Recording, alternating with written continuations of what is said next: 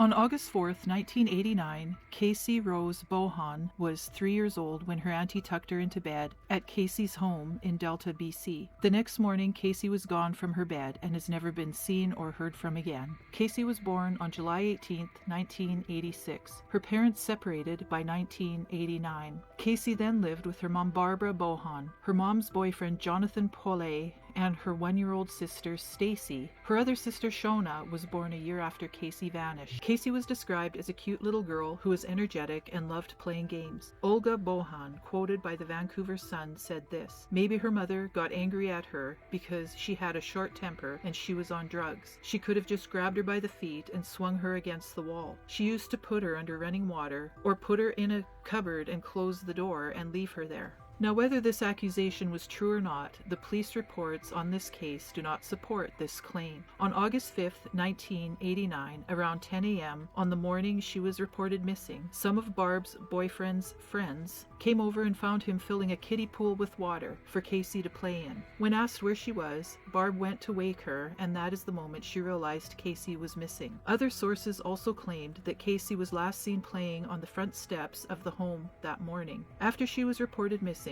police began to search the neighborhood. They began speaking with family members and neighbors. They managed to narrow down the time of disappearance to between 2 a.m. and 9 a.m. on August 5th, 1989. Neighbors and volunteers began to search in garages and bushes. Nothing was found, and 3 days later, the search was called off by the police. Barb's boyfriend, Jonathan Paulet, was quoted in an interview as saying, "Maybe, I'm just going on maybes right now.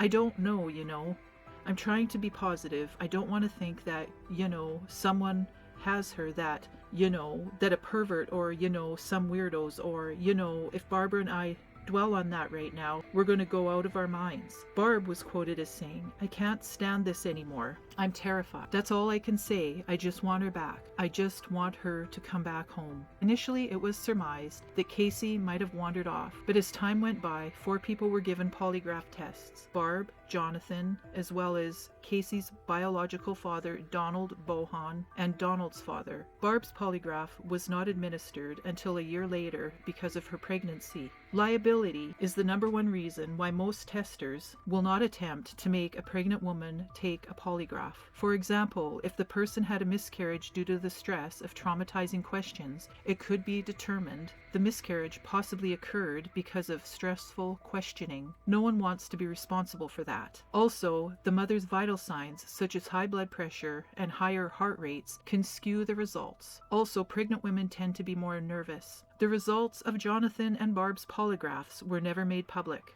Donald and his father were unequivocally ruled out as suspects. Donald apparently never fully recovered from the disappearance of Casey. Barbara Bohun, throughout the years, had a few confusing and contradictory stories about her daughter's disappearance. She stated during one interview, "The last time I saw her, I was putting her to bed at 11 that night. I found the door slightly open when I woke up." Later, in recorded interviews with the executive director of the Missing Children's Society of Canada back in 1991, Barb spoke of at least 1 and up to 3 masked intruders on the night of Casey's disappearance. The director, Rhonda Morgan, went on to state that the intruder story went on to morph from interview to interview. And a friend of Barb's, Carmen Campbell, said in an interview by The Province that Barb told her this: "She thought she heard something in Casey's room at 5 a.m. She heard Casey screaming and crying in the bedroom. She thought maybe she just had a nightmare and got up to check. She went in, Casey was upset, so she calmed her down, then looked around, saw nothing, told her she was just having a nightmare, settled her down, and went back to bed." After Casey's disappearance, Barb joined AA,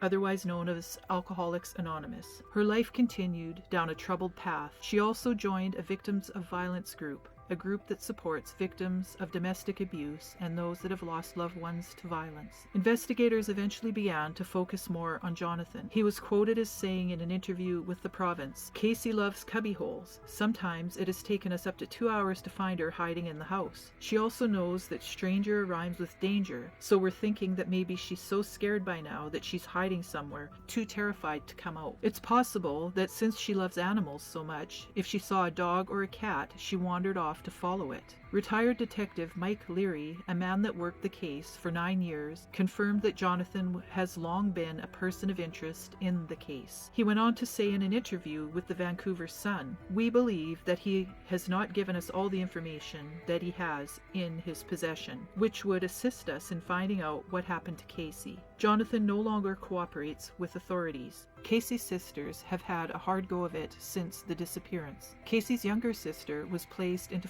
the foster system in the year 2000 when she was 11 years old. Jonathan eventually left Barb and moved to teach English in Seoul, South Korea. He took Shauna, the youngest, along with him, which I find to be quite a surprise that he was allowed to leave Canada while remaining a lead suspect in this case." In 2001, after Barb's daughters were taken from her, with Stacy going into foster care and Shauna going with Jonathan to Korea, she was living in Port Coquitlam working at a donut shop. On Saturday, April 28th, she finished her shift and dropped in at a local pub to unwind and play some pool. After she finished her games, she walked to the Pattullo Bridge, climbed over the rail and jumped off. Her body was found the next day. She did not leave a suicide note.